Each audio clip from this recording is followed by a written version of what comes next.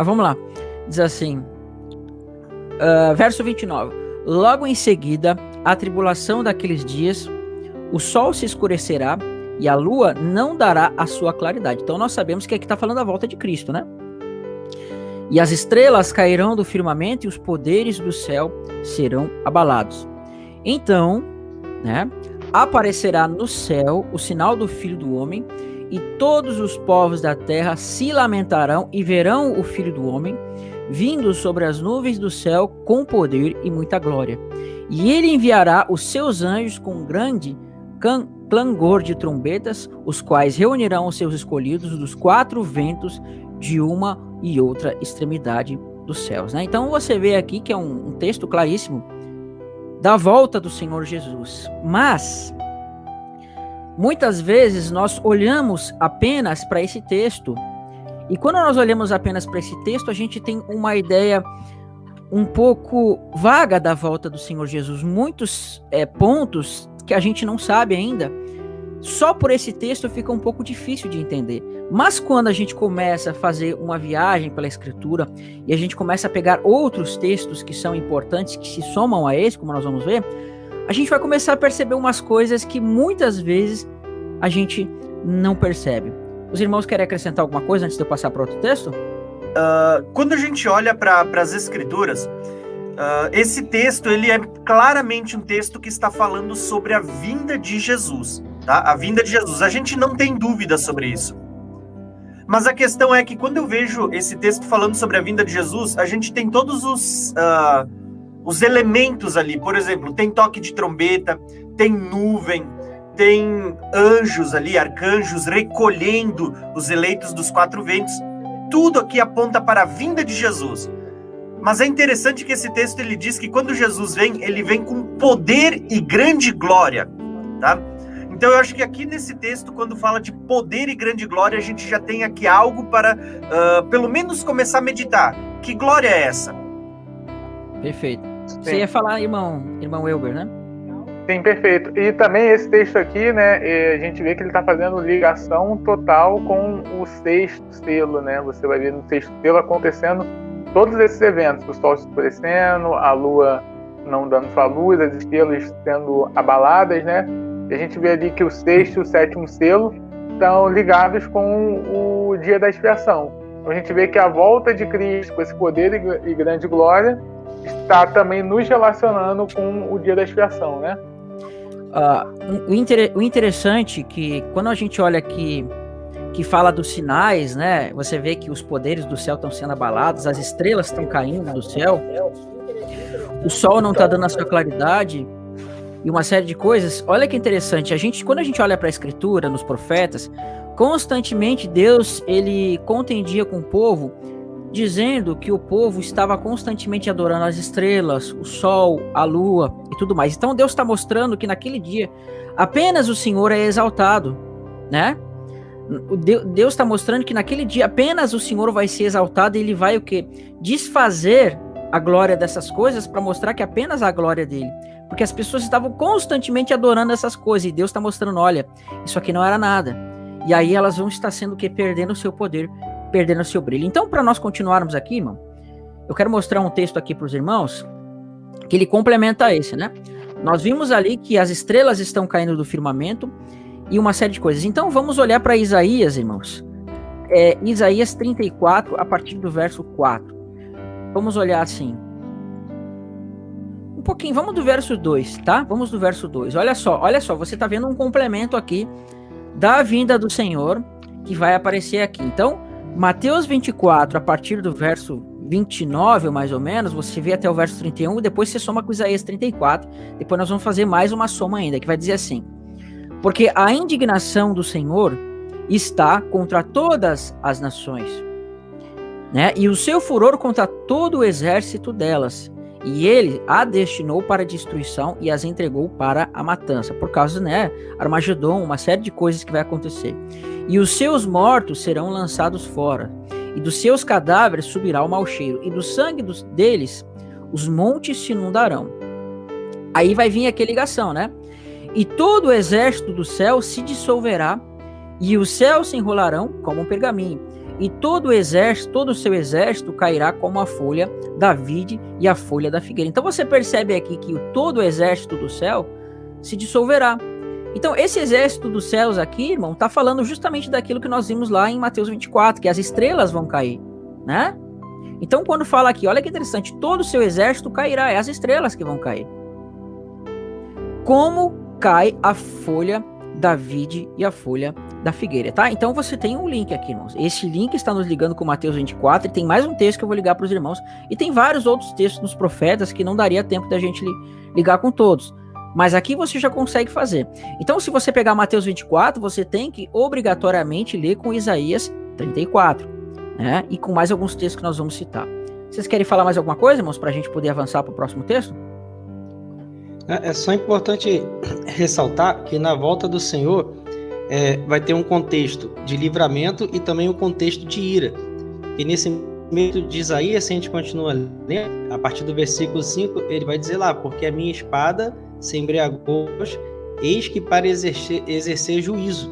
Então vai ter todo um contexto ali de juízo, mas também vai ter, nesse mesmo dia, um contexto de livramento. Só essa observação. Perfeito, né? Tanto que ele vai falar de Edom aqui, uma série de coisas. Tá, irmãos, então nós temos essa ligação com Isaías 34. Agora, uma ligação tremenda que nós vamos ter, irmãos, ela vai estar lá em Apocalipse 6. Apocalipse 6, verso 12, tá? Então vamos ler todo o texto aqui.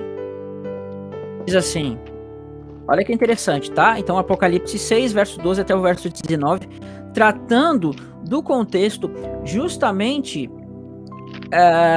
do sexto selo. Então vamos olhar lá. Vi quando o Cordeiro abriu o sexto selo e sobreveio grande terremoto. Só essa expressão aqui, grande terremoto, tem muitos links que nós podemos ver em Apocalipse. O sol se tornou negro como saco de crina e a lua toda como sangue. E as estrelas do céu caíram pela terra como a figueira. Olha só, mais uma vez aqui. A expressão, as estrelas do céu caíram pela terra como a figueira.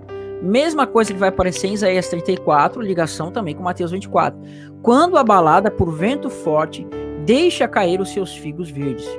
E o céu se recolheu como um pergaminho, quando se enrola. Então todos os montes e ilhas foram movidos do seu lugar, e os reis da terra, os grandes, os comandantes, os ricos, os poderosos, todo o escravo, todo o livre, se esconderam nas cavernas dos penhascos e dos montes. E disseram aos montes e aos rochedos, caí sobre nós, escondei-nos, olha só, da face daquele que se assenta no trono, da face daquele que se assenta no trono, e da ira do Cordeiro, porque chegou o grande dia da ira deles. E quem é que pode suster-se? Então veja, Mateus 24 lá não nos mostra, irmão.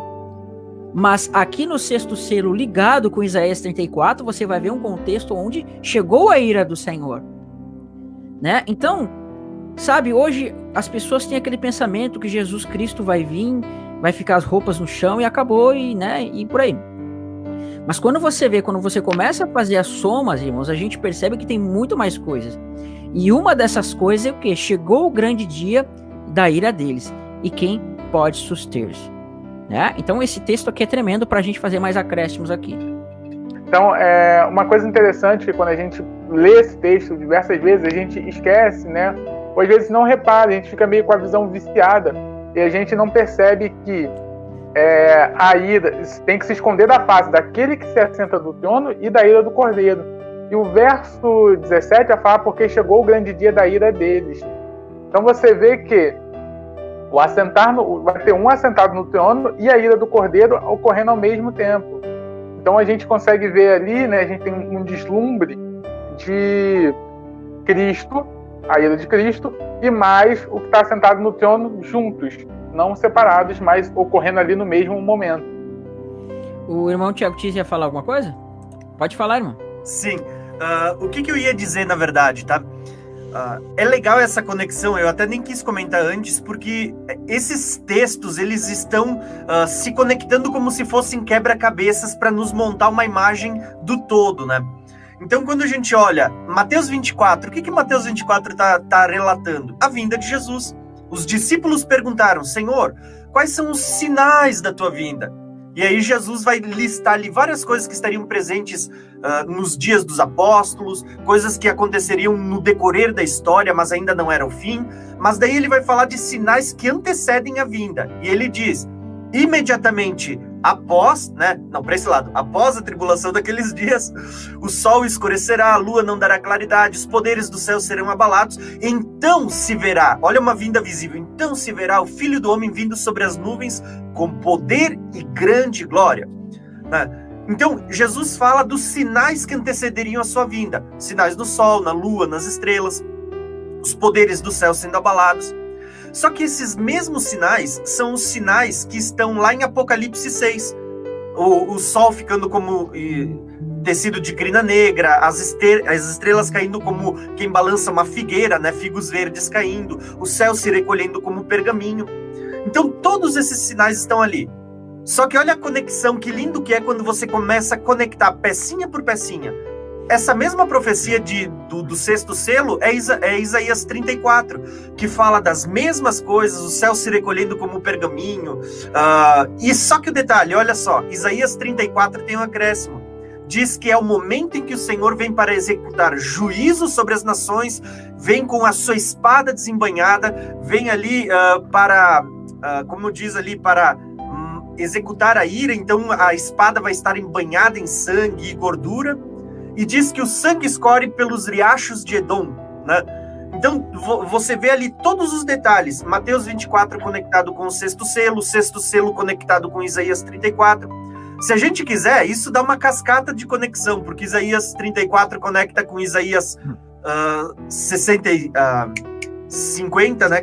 Aquele texto lá de 63, que fala que Jesus vem montado num cavalo branco, sobre os montes, aí ele tá com as vestes salpicadas de sangue, e aí perguntam para ele, de onde vens? Ele diz que vem das montanhas de Edom, né? Aí pergunta para ele, por que as suas vestes estão tingidas de sangue? E ele responde, porque pisei o lagar da ira, né? Você vê que todos os detalhes estão apontando para a vinda de Jesus e quando ele vem para executar uma ira. Agora, tudo isso, legal, os irmãos devem ter entendido e conectado. Mas a grande conexão, o que tudo isso tem a ver com o trono de Deus? Tem a ver com o que o Elber acabou de falar no final do sexto selo, e que é o que nós vamos explorar através dos textos que Israel vai estar botando na tela. A gente vai explorar na live de hoje, tá? Eu poderia entregar aqui, mas não, a gente vai explorar para vocês ficarem acompanhando, tá? Tudo isso que a gente falou está ligado ao finalzinho do sexto selo, que é o que o Elber acabou de comentar. O irmão Anderson, o pastor Anderson, tem dois Anderson, né? Quer comentar conosco aí? Pode falar, irmão. Irmãos, por muito tempo, todos aqueles que aceitavam Cristo, eles vinham com um pensamento viciado, digamos assim, né? Para os irmãos entenderem. Então, quando eles estudavam a Bíblia e liam Mateus 24, por ter a mente por ter um pensamento, digamos assim, pré-tribulacionista, eles, sem eles perceberem, eles passavam batido e ignoravam o que estava escrito ali. Porque a Bíblia, ali em Mateus 24, diz, e logo depois da tribulação daqueles dias. Então era algo claro. E as pessoas, elas não conseguiam ver porque já tinham um pensamento já pré-formado quando eles aceitavam Cristo. E nós, irmãos, também agora, quando nós olhamos para o sexto selo, por nós termos um pensamento já pré-formado, já da vinda de Cristo, nós acabamos deixando uns detalhes, esquecendo, focando apenas em Cristo e passando alguns detalhes que são reveladores, irmãos. Então, hoje nós vamos explanar isso para os irmãos, entende? Tirar esse pensamento pré-formado, compreende? Para que os irmãos vejam alguns detalhes que passam desapercebidos, irmãos. Amém. Amém, irmão Anderson, né? Então, claro que a gente vai trazendo aqui ao longo da live, né? Então, irmãos, o que acontece? Vamos resumir aqui de novo. Vimos Mateus 24, que fala da vinda, Isaías 34 vai fazer uma ligação, e Apocalipse 6, nós vamos ter essa ligação com todos esse contexto. É claro, irmãos, que não se resume só a isso, tá? Então, cada texto desse que nós fomos pegar, ele vai abrir uma gama de vários outros textos para nós entendermos. Vai abrir uma gama de vários outros textos para nós entendermos, mas hoje vamos atentar para algumas coisas ali, exclusivamente mais nessa parte da vinda do Senhor, né? Então, se nós sabemos ali, irmão, que Mateus 24, o 6º selo, Isaías 34, estão falando dessa vinda do Senhor, e nós sabemos que Cristo ele vem na última trombeta, né? Nós sabemos isso. Nós sabemos que Cristo vem na última trombeta, e Cristo vindo na última trombeta, nós precisamos o quê? Analisar esta última trombeta e analisar os pontos que essa última trombeta vão trazer para nós, tá? Então, irmãos, o irmão Paulo perguntou sobre um detalhe, depois a gente pode tentar responder a sua pergunta, tá? Irmão Anderson, o irmão Paulo, né? É Paulo ou Pedro? Paulo. Então, vamos olhar a 7ª trombeta, então, irmãos. Apocalipse 11, verso 15. Aqui.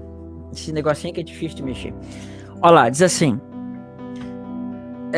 o 7º anjo tocou a trombeta, e houve no céu grandes vozes dizendo: o reino do mundo se tornou do nosso Senhor e do seu Cristo, e ele reinará pelos séculos dos séculos. Olha só.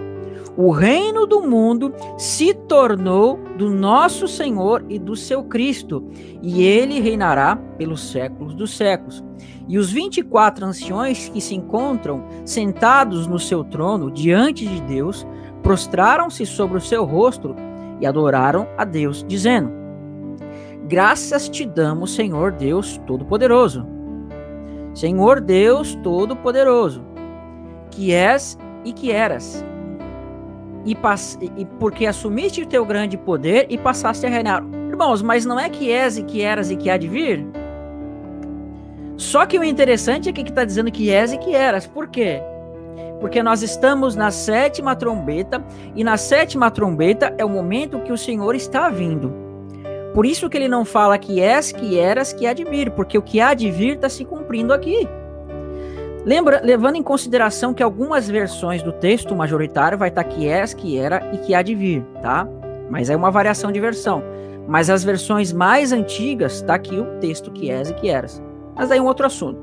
Graças te damos, Senhor Deus Todo-Poderoso, que és e que eras, porque assumiste o teu grande poder e passaste a reinar. Na verdade, as nações se enfureceram.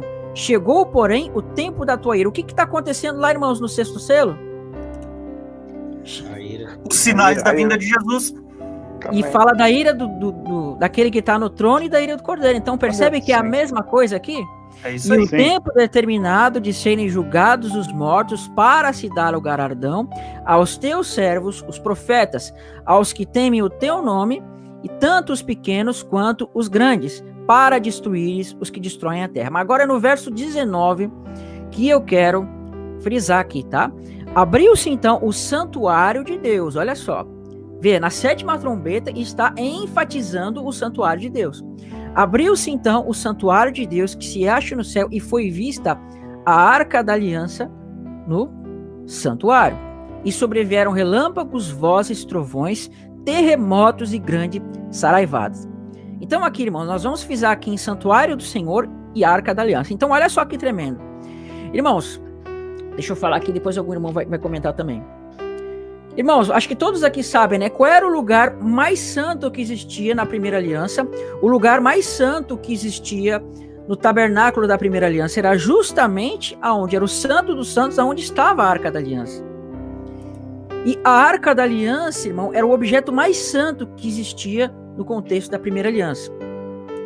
Por que isso, irmão? Porque a gente vai ver que no dia da expiação, nós vamos ver que no dia da expiação, o sumo sacerdote, ele fazia todo aquele ritual da purificação. Depois que ele fazia aquele ritual da purificação, ele ia adentrar, ia chegar no Santo dos Santos. Então, perceba que aquele Santo dos Santos estava a Arca da Aliança. E a Arca da Aliança, ela vai ser uma tipologia do quê, irmãos? Do trono de Deus. Então, quando você vai para o Salmo 110, que diz assim: disse o Senhor a meu Senhor, assenta à minha direita até que eu ponha os teus inimigos por estrado dos teus pés. Assim como o sumo sacerdote, ele atravessava o véu e se achegava na Arca da Aliança, assim Cristo atravessou o véu e se achegou ao trono de Deus. Por quê? Porque a Arca da Aliança é o trono de Deus, é uma tipologia do trono de Deus. É claro que nós temos várias tipologias, irmãos, referente à Arca da Aliança, mas uma muito evidente é o trono de Deus, tá? Então, quando fala aqui, irmão, abriu-se então o santuário de Deus que se acha no céu e foi vista, deixa eu botar aqui, a Arca da Aliança, o escritor aqui, o João, ele está relatando que não necessariamente foi vista uma arca em específico, mas foi visto justamente o que? O trono de Deus, irmão. João, ele está relatando uma visão, mas de uma forma indireta, ele está falando do trono de Deus. Então, quando se abriu o santuário, o que na primeira aliança acontecia? As pessoas viam a arca, mas quando aqui se abriu o santuário, se viu o trono do Senhor. E em Apocalipse 15, verso 5, vai dizer o seguinte, diz assim: depois dessas coisas, olhei e abriu-se no céu o santuário do tabernáculo do testemunho. Então aqui você vai ver que está vindo o contexto do dia da expiação, de uma série de coisas que vão estar acontecendo aqui. Mas então, memorizem isso, tá? Na 7ª trombeta vai se frisar essa arca da aliança. O que eu queria frisar, na verdade, é justamente essa questão. A gente até comentou muito isso sobre na live que a gente fez com o Max também, ali com os irmãos, quando a gente falou sobre o tabernáculo, sobre os sacrifícios agradáveis a Deus, que quando Moisés ele recebe a revelação do tabernáculo, Deus diz, olha, você vai fazer um modelo, né, uma imagem, uma semelhança daquilo que você está vendo, que existe no céu. Então, quando Deus manda fazer um modelo do que está no céu, tudo que a gente vê tipificado na arca está apontando para algo que é uma realidade espiritual. Então, o grande detalhe aqui é o quê? Se todos os utensílios, como a gente já falou na live anterior, está apontando para algo específico, nós precisamos lembrar que se no céu existe o trono de Deus, ele também está tipificado no tabernáculo. E no tabernáculo, o trono de Deus ele era simbolizado na Arca da Aliança. Lembra que o próprio Deus diz, ali eu virei e falarei contigo? Porque era ali o trono de Deus. Quando a gente lê lá em Apocalipse, vozes, relâmpagos e trovões saindo do trono, você vê que é a mesma coisa que acontecia lá no Monte Sinai, quando Deus falava, vozes, trovões e relâmpagos, colunas, né, de fogo, línguas de fogo. Então nós precisamos entender, a arca é uma figura do trono de Deus. E vocês percebem que a conexão, né, do texto que o Israel acabou de ler vai apontar justamente para isso. O 7º anjo tocou a trombeta e os reinos do mundo passaram a ser do Senhor, Deus e do seu Cristo. Olha só, o reino sendo dos dois. E aí, de repente, por que será que nesse mesmo contexto da 7ª trombeta, da vinda de Jesus, é aberto nos céus e a gente vê a arca? A arca ali simboliza o quê? O trono de Deus. É isso que a gente começa a ver. Então percebam, mesmo que talvez até agora você esteja apenas começando a entender, fazer as conexões, até o final desse vídeo você vai ter uma gama assim, ó, com muito material para entender qual é a relação entre o trono de Deus e a vinda de Jesus. Tá bom? Isso aí, irmão. Então, eu queria fazer uma ligação interessante que vai falar no verso 15, né, que o reino do mundo se tornou do nosso Senhor e do seu Cristo. Ele reinará para todo sempre. E aqui, nesse momento, vai estar se cumprindo Daniel 2, onde a pedra vem, bate nos pés da estátua, e aí se forma um reino que cresce e toma toda a terra. E esse reino vai durar o quê? Para todo sempre. É um reino que não passará mais a nenhum outro. E vai nos ligar também com Daniel 7. E também Daniel 9, as 70 semanas. Uma outra coisa também interessante é que no verso 18 vai falar que as nações se iraram. E aonde Israel leu lá em Apocalipse, você vai ver que as nações vão estar falando, né? Vamos nos esconder da face daquele, o quê? Que se assenta no trono e do cordeiro. E no verso 15 vai falar o quê? Que quem tomou o reino foi o quê? Foi o nosso Senhor e o seu Cristo. Então você vê, né? Aquele que se assenta no trono e o cordeiro, e em Apocalipse 11, o nosso Senhor e o seu Cristo. Então, a gente percebe aí que está tendo sempre um padrão. Você não vê uma separação, mas você vê um padrão seguido. E você vai ver que lá vai ter terremotos, aqui vai ter terremoto, e no verso 13 você também tem um terremoto. E nesse terremoto morre 7.000 pessoas, tá? E aqui você vê justamente o juízo de Deus ocorrendo quando aquela pedra bate e desmiuça e quebra toda a estátua. O irmão Anderson ia falar, o pastor Anderson, né? Então, irmãos, final do versículo 15 aqui diz, os reinos do mundo vieram a ser do nosso Senhor, está falando aqui do Pai, e do seu Cristo, o Filho. Irmão, nós sempre focamos no Filho quando nós falamos da volta de Cristo. Nós sempre focamos e acabamos ofuscando o Pai. Só que quando você olha com o seu olhar mais atento, você vai ver aqui que ele frisa o Pai. Ele fala, o reino do mundo vier a ser do nosso Senhor. E embaixo diz assim, ó, e ele reinará para todo sempre. Está falando de ele aqui, irmão, está falando do Pai aqui. Porque o Pai reinará, ó, ele fala que pelos séculos dos séculos. Então nós vemos que é um reino eterno aqui. Ele está falando de um reino eterno, que o Pai assumiu os reinos e vai reinar eternamente. Nós sabemos que Cristo ele vai reinar sim por 1000 anos, mas o fato de Cristo estar reinando por 1000 anos, irmãos, não anula que o Pai estará reinando, porque o reino passou a ser do Pai. Porque se o reinado de Cristo por 1000 anos anular o reinado do Pai, então, irmãos, nós não seremos reis também, compreende? Então, nós seremos reis e nós vamos estar reinando. Cristo, da mesma forma, vai estar reinando por 1000 anos e o Pai também vai estar reinando. Então, uma coisa, irmão, não anula a outra, porque se o reinado do Filho por 1000 anos anular o reinado do Pai, então o nosso reinado também anularia o do Filho, compreende, irmãos? Então, uma coisa não anula a outra. Amém? Amém, irmãos. Então, né, é importante a gente frisar aqui, irmãos, que aqui está dizendo assim, o 7º anjo tocou a trombeta e houve no céu, né, grandes vozes dizendo, o reino do mundo, olha só que interessante, o reino do mundo se tornou do nosso Senhor e do seu Cristo. Então aqui você vê duas pessoas. E ele reinará pelo século dos séculos, tá? Então é interessante frisar aqui, eu até não botei na tela, né? Mas, enfim, a gente já leu, né? Interessante que quando Jesus ele estava lá para ser tentado, o Satanás chegou para ele assim, olha, se prostrado tu me adorares, então eu te darei, né, a glória dos reinos de todo mundo, porque a mim foi entregue. Então você percebe que, né, Satanás ele estava demonstrando a autoridade que ele tinha sobre os reinos do mundo. Então quando você olha, irmãos, para Apocalipse 13, Apocalipse 12, você vai ver que o dragão ele tem 7 cabeças. Ele tem 7 cabeças. E essas 7 cabeças, o que significa? Significa autoridade. Então, essa autoridade está sendo tirada dele, e aqui você está vendo que o Cristo está recebendo essa autoridade. Não é porque Cristo não tinha uma autoridade, não é isso. Deus ele tem autoridade sobre tudo, Cristo ele tem autoridade sobre tudo. Mas quando o homem pecou, quando Adão peca, você vê que essa autoridade ela vai ser tirada de Adão e Satanás vai tomar para si. E por Deus ser um Deus justo, né, ele poderia pegar e simplesmente tirar esse Satanás. Não, me dá aqui que é meu. Não. Ele esperou as coisas se cumprirem, por quê?